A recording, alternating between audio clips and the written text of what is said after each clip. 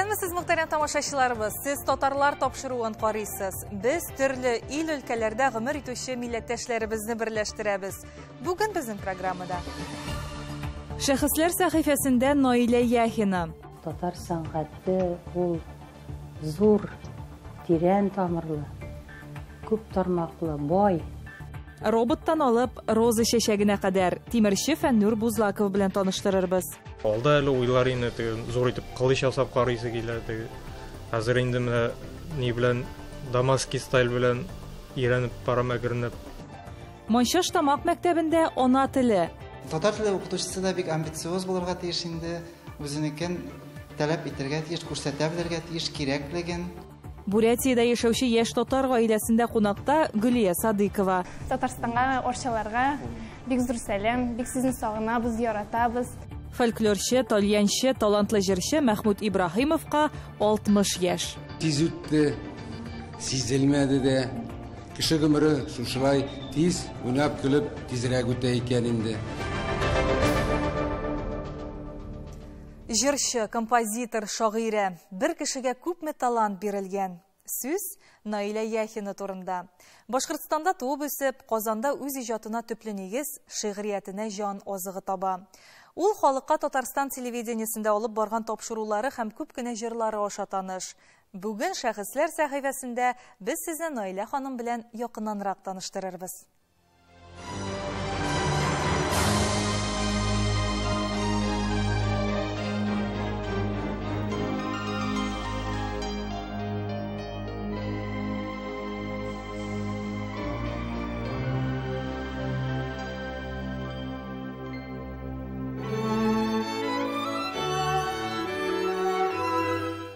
Үзгәрә инде, әлбәттә, кеше үзгәрә.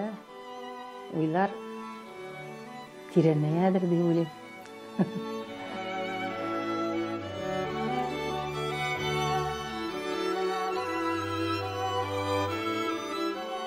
Караңгы тәрәзәдәге якты ут сыман. Чын шәхесләр шундай. Алар күңелендәге кояшы белән җылыта белә. Елмаюлы күзләре янып тора. Тормышка мәхәббәт, кешеләргә хөрмәт һәм әлбәттә югары зауыклылык аларда. Наилә Яхина да шундый шәхесләрнең берсе. Әнием дә җырлый иде, хромкада уйный иде. Әтием тальянда бик оста уйный иде. Җырламаган, уен коралында уйнамаган кеше юк безнең гаиләдә. Әнием шигырьләр ярата иде. Габдулла Тукайны, Хади Такташны яттан белә иде.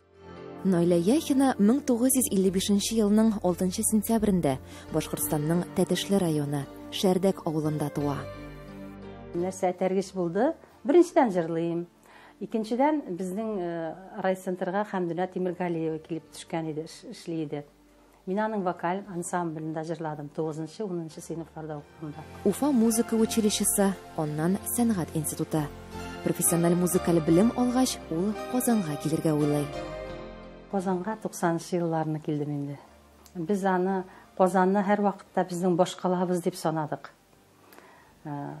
Тукай ягы бит инде. Һәр татар монда тартыладыр дип уйлыйм мин. Кайда туып үссә дә.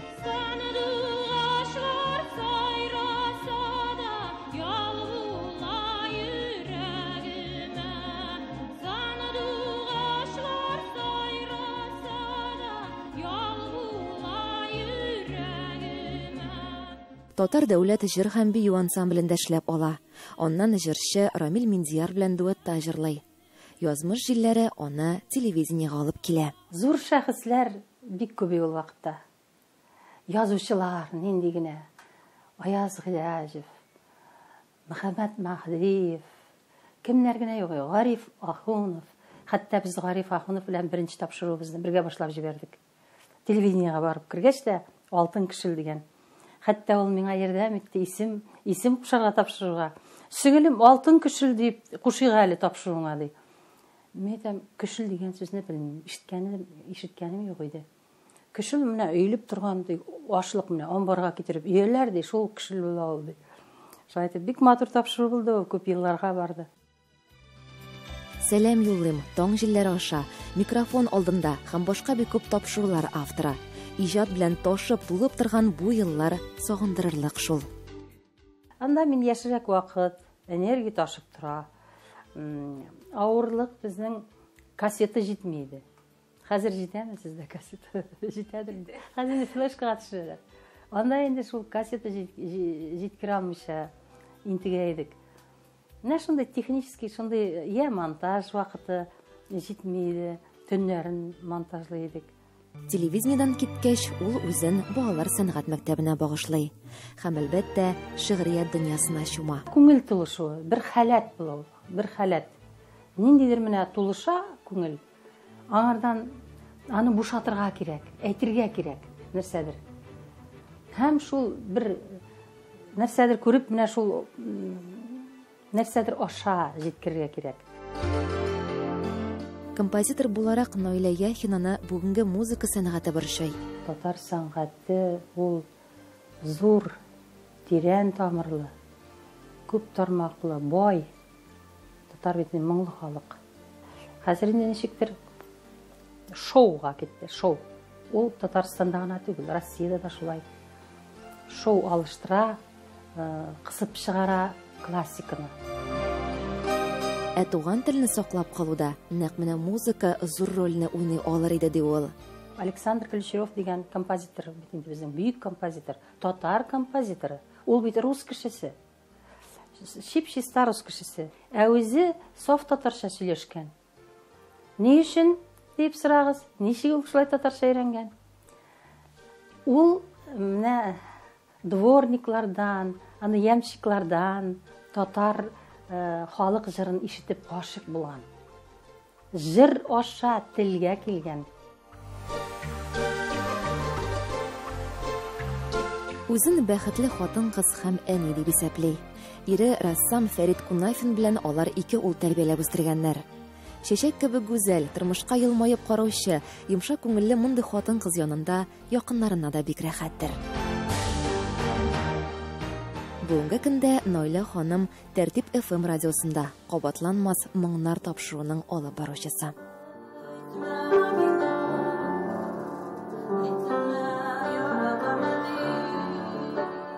Лейсен Хаҗиева, Татарлар, Казан.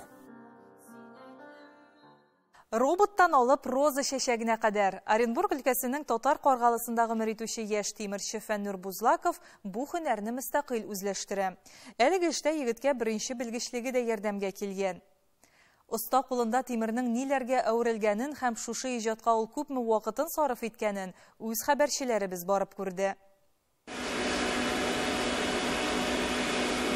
Хәзер кызларга тимер чәчәк бүләк итәләр. Егетләр сөйгәннәрен бер көнлек чәчәк белән түгел, закылларга җитә торган тимер чәчәк белән сөендерә ди хәзер. Фәннураларны матурлап, буяп та бирә.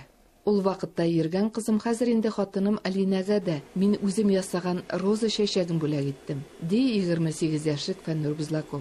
Гади экспонатлардан башланган эш сәнгать дәрәҗәсенә җиткән. Тимер кисәгеннән роза чәчәген ясау вакыт белән осталык сорый. Мисал өчен, бер чәчәк 30 минутта әзер була. Югыйсә, шулык роза чәчкәсенең дә күпме тажы, күпме яфрагы бар бит. Икән бәләкәй генә итеп ясарга килеп чыкты, мен как раз кызга бер яшькә подарок иткәнем. Фәннур Бузлаков яшьлегенә карамастан ут эшендә тимерне 10 ел буйсындыра. Бу эшен аның әнисе Рушания, яшь кәләш Алина һәм хәтта 2 яшь ярымлык Амелия да хуплый. Егетнең әнисе ягыннан бабасы тимерче була. Тимер белән эшләү усталыгын оннан булуы мөмкин ди якыннары. Мәктәпне тәмамлагач, училищеда укып чыккан әле ул. Тик үзе әйтүенчә, анда тормыш көтәр өчен кулай булырдай белем алмаган. Шуннан соң үзлегеннән тимердән төрле әйберләр ясау эшен үзләштерә башлаган. Безгә тимерме? Тимер бит инде. Тик аның да төрлесе бихисап икән. Фәннур хәзер һәрберсен тотып карауга аера. Дага ясый белергә тиеш дигән заман бит. Шунысы иң кыены иде. Үзем ясап карадым да килеп чыгырмы икән, юкмы икән дип. Алда әле уйлар инде, зур итеп кылыч ясап карыйсы килә. Хәзер инде менә ни белән Дамаский стиль белән өйрәнеп барам әгернеп, менә бер ясап карадым, бер пычак уже килеп чыкты инде. Дамаский стиль бит инде ул иң каты тимер бит инде. Иң каты тимерләрне буйсындыра алган Фәннурның гамәлләре күп кырлы. Эскизларны интернеттан да ала, үзе дә уйлап таба икән егет. Капкаларда ясый башлаган тимерче. Бүген ул сыннар белән мауга. Әйтик, беренчесе Хищник фильмыннан робот булса, икенчесе шүрәле булыр дип планлаштыра милләттәшебез. Роботның биеклеге 2 метрдан артык. Эшләнеп бетмәгән сын инде ярты ел вакытны ала. Үземә чагыштырам да, минем кул бәләкәйрәк, моныкы зуррак барга тиеш дип, чагыштырып, каждый детальларын китерәм мин әкренләп. Чертежларын ясамыйм мин, үзем белән чагыштырам мин, например, каждый мышцаларын кешедә бар бит, буыннары бар, шул буыннарын тегенәрдә дә тоже китереп чыгарырга тырышам. Аны була җиңел генә әйтеп, варить кына әйтеп, шакмак кына әйтеп ясап була, ә мин тырышам телосложениесын китерергә инде. Кайдадыр укып кына бу эшкә өйрәнеп булмый. Монда фантазия кирәк ди Фәннур. Тимер белән чигү чиккән кебек инде бу. Тимерче шөгыле белән гаиләне тәэмин итеп буламы дигән сорауга Фәннур булай дип җавап кайтарды. Бер төрле ул финансыда түгел, ул увлечение заманрак ул. Финансыга аның ныклап байып та булмый, ул әзәзләп кенә эшлисең дә ясыйсың дигән заман. Булай итә инде тоже әйбәт. Килеп чыга, особенно зур заказлар булса. Фәннур Бузлаковның эш урыны ишек алдында, барысы да кул астында җайланган. Пишмак сайын чәчкәмендә шунда ук милли бизәкле кышлар. Фәннур тимердән сәнгать эшләнмәләре ясаса, Алинаның төп шөгыле моторлыкны тасвирлау, ул фотосурәткә төшерүне үз итә. Фәннур Бузлаковка заказ белән Оренбур өлкәсеннән генә түгел, Казаннан да киләләр икән. Шуңа да Тукай әсәренең герое Шүрәле сыны Татарстаннан тыш өлкәнең иң зур татар авылында да булырга тиеш дип саный Тимерче. Ул аны җәй айларында эшләргә планлаштыра. Оренбур өлкәсеннән Фируза Абсалямова, татарлар.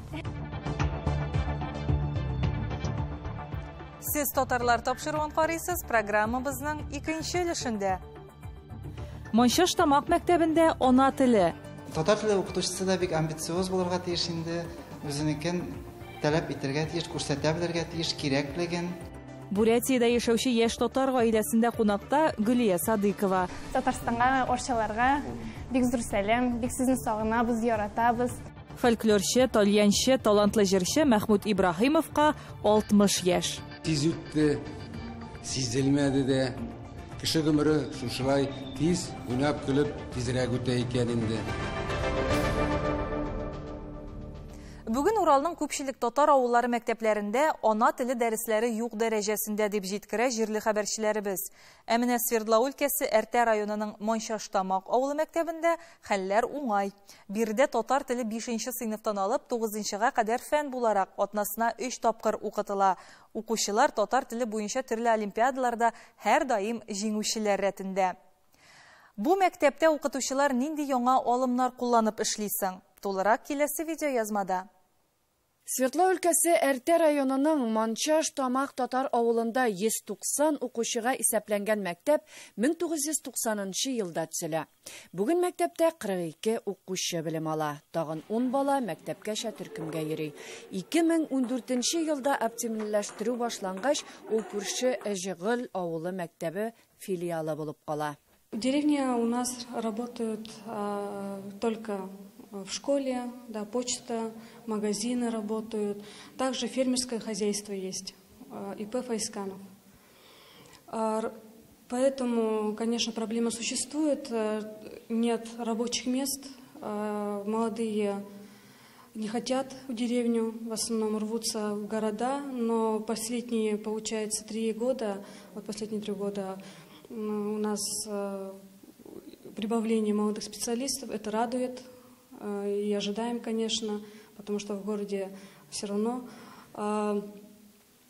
дорогая жизнь. Авыл мәктәбе белем учагы гына түгел, бөтен спорт, социаль һәм иҗтимагый тормыш үзәге дә. Мончаштамак мәктәп музеенда авылның үткәне һәм күп буынның шәхси әйберләре саклана. Бүген биредә музей экспозицияларын яңарту белән яшь белгеч Алина Әхтәрова шөгыльләнә. Мин монда 2017 елда кайттым, 3 елга килдем инде. Минем диплом буенча учитель иностранного языка була. Уралда татар теле һәм әдәбияты белгечләре филологларны бармак белән генә санарлык. Манчаш тамак мәктәбенә бу яклап бәхет елмайган дисәк тә була. Биредә татар теле укытучысының үз методик эшләнмәләре багажы бар.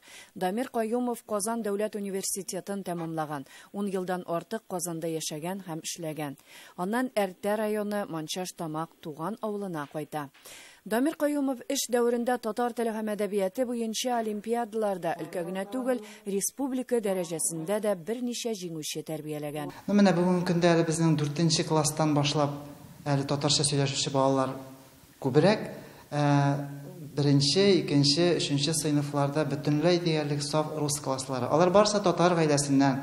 Әти-әнисе шушы мәктәптә татарча укып чыккан, русча акцент белән сөйләшкән, әти-әнидән чиста саф татар рус баласы үсеп чыга. Менә бу инде зур проблема әлбәттә татар дөньясы өчен. Зур югалту. Бүген мәктәпнең 5нче сыйныф укучылары татар теле дәресендә антонимнар һәм синонимнар өйрәнәләр. Эшләре кошакта авыр булып китә, алта сорыйм. Кемдән сорыйсың? Әнидән, кошакта әтидән, апама. Сколько лет ты сейчас учишься татарскому языку? Первый пока что. Первый? А что можешь сказать, например, по-татарски? Хайрлы киш, хайлирты, рахмат зириты, шагыс тамлябусы. Сау булыгыз. 8нче сыйныф укучысы Диана Мөнирова татар теле һәм әдәбияты буенча республика олимпиадасында катнашачак. Ул Свердлов өлкәсе ярышларында яшьтәшләре арасында 1нче урынны яулаган. Шушы көннәрдә Манчаш тамак мәктәбенең татар теле кабинеты да ел сайын үткәрелә торган өлкә конкурсында җиңгән. Татар теле укытучысы да бик амбициоз булырга тиеш инде, үзенекен таләп итәргә тиеш, күрсәтә белергә тиеш кирәклеген ата-аналарга, балаларга бигрәк тә һәм укытучылар коллективында инде югары дәрәҗәдә булырга кирәк.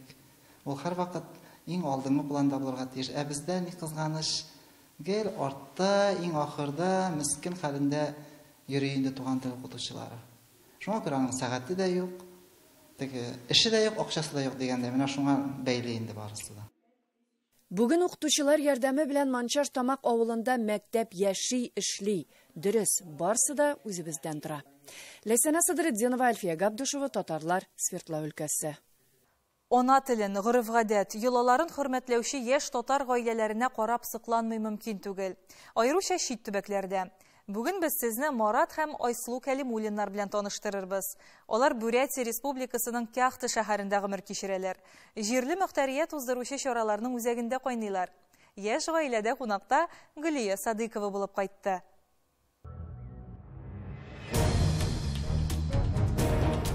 Безнең тормышыбыз юллар белән бәйле, һәр вакыт безне озата бара.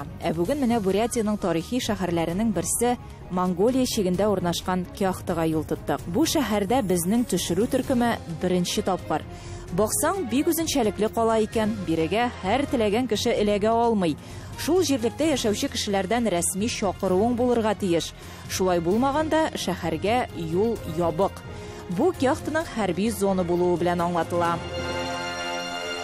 Озак еллар дәвамында Кяхта Россияны Кытайдан кертелүче шәй белән тәэмин итүче арадарчы шәһәр ролен башкара. Алабуганың данлыклы сәүдәгәрләре Стахеевлар да бу төбәктә шәй сату эшләрен оештырып җибәрәләр. Һәм әйтергә кирәк, бүген дә биредә халык шәйгә аерым игътибар итә. Сөтле, яшел такта шәй ишәләр. Без дә сыйландык. Кяхтага Марат һәм Айсылу Кәлимуллиннар чакыруы буенча килдек. Бурятия Республикасы татар милли мәдәни мөхтәриятының актив әгъзалары алар. Барсы да Сабантуйдан башлана. Александр Тагирович шалтыратты, җәй булды бу. Вот Сабантуй була, үз Кяхтада Сабантуйга семья белән түбәтәйләрне табып, киеп, матурланып киттек. Менә чөшәдә монда иде. Ул кызык, ул рәхәт, ул менә Жырақта булгач идән 5000 километр жырак бит инде ул. Шундай праздниклар уздыралар инде. Приятно булды очень. Миңа бик шады. Шулай таныштык. Марат Татарстанның Орша районы егете, Казан артиллерия училищесында белем ала. Укуын тәмамлагач Бурятияның Кяхта шәһәренә юллана. Инде 7 ел хезмәт итә. Беренче елларда авыр иде инде. Дуслар юк.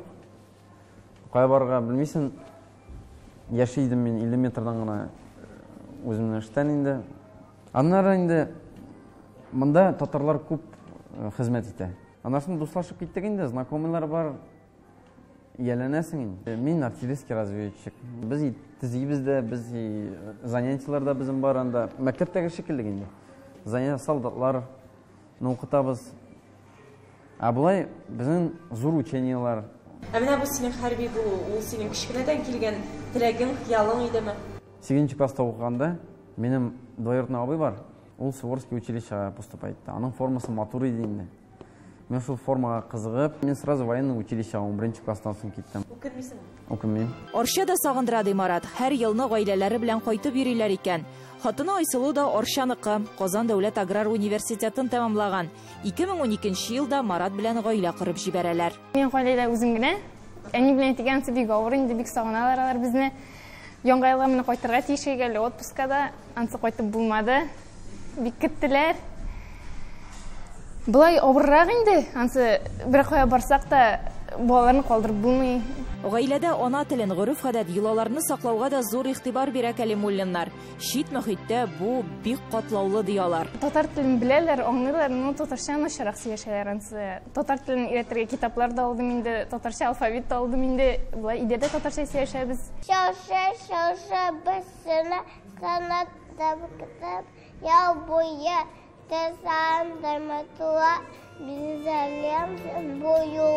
Кәлимуллиннар гаиләсе кайчанда булса Татарстанга күченеп кайту, анда төпләнү теләге белән яна.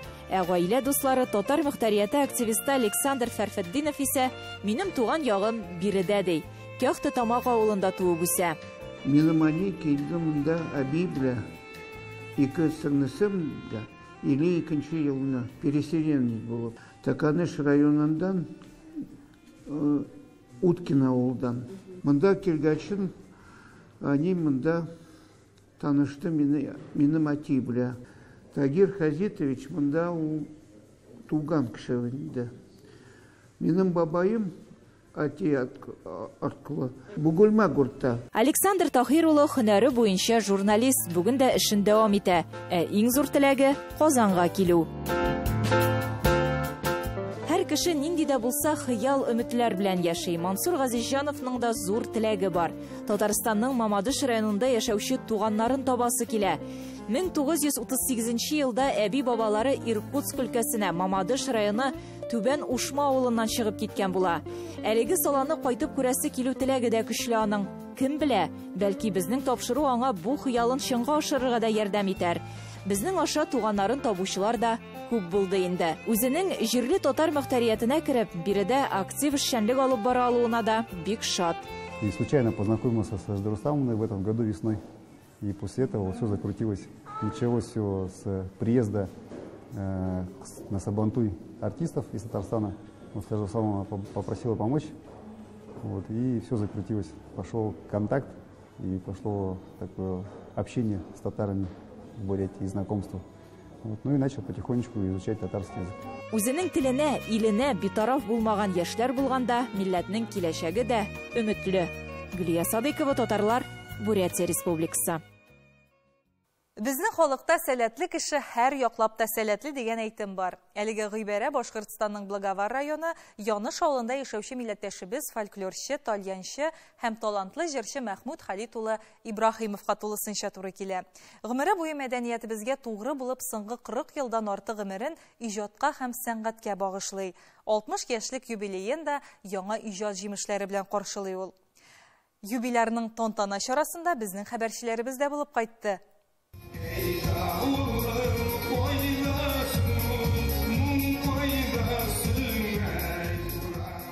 Мәхмүд Халит улы Ибраһимов үзенең туган Яныш авыл клубын инде 40 елдан артык җитәкләп бара.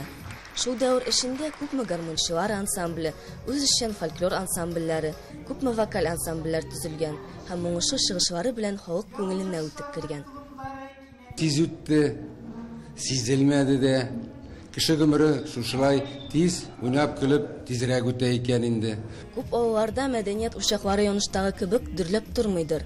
Мәхмүд Хәлит улына булган хөрмәт, аңа булган ихтирам күрше авыллар һәм районнарда гына түгел, ә чиктәш республикаларда да танылу тапты. Яңыш мәктәп укуын бетергәч, армия сафларында хезмәт итеп кайтты.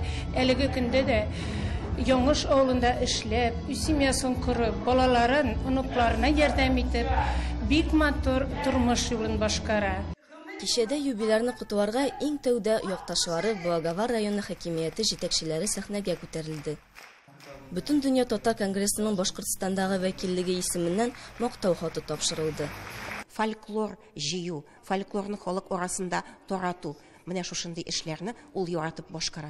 Юбилярны котларга район мәдәният йортының яртысын Яныш авылдашлары тәшкил итә иде. Төрле өлкәләрдә булышып яшәйбез. Мәчеттә, мәдәни буенча да.